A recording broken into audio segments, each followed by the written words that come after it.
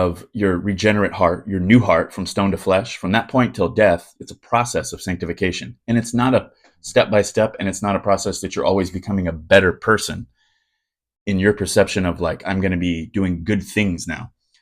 Many times, as you're being set apart for good use and you're being made holy, right? Set apart, made different, made clean, you're going to be doing things differently and behaving closer to what you would see in God's law, or, pardon me, the character of God. You're going to be behaving a lot more. You're going to be likened to the image of Christ, and you're going to be able to commune with other believers through the power of the Holy Spirit. You're going to be behaving a lot different.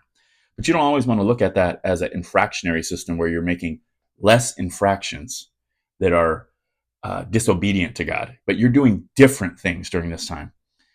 As this process is going on, what you used to be like was someone who was putting his mind's attention, he or she, your mind's attention and your heart's affection, called worship, on idolatry, whether it was something that you propped up as an idol or it was something from the spiritual realm that has taken hold of you, and it's something that you worship above and beyond your understanding of God and your disposition to him, right?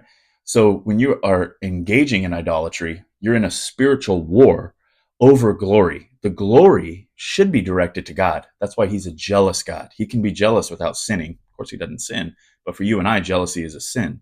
For him, it's not a sin because all glory belongs to God. Yet, while we're in this sinful nature, or this nature that we are experiencing an inverse understanding and knowledge base, it's not the truth that you experience in your life. And in that inverse knowledge, which most people would call sin, but it is a mindset, it's an inverse knowledge base, upside down knowledge, untrue knowledge.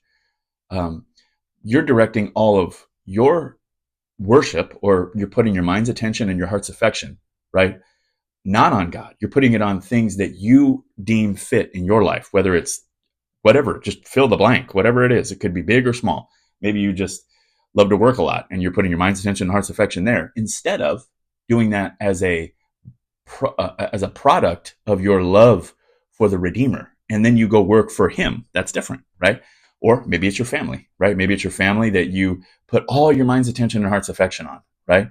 But that glory goes away from God, because that family would be something that you could put a lot of your time and energy into had you acknowledged God as the one that gave you that family, and that you had pursued him and his precepts and his design in order to raise up your family and to take care of your husband or wife in the way that God designed it. If you're doing it that way, now you're working for God. Now you're being set apart.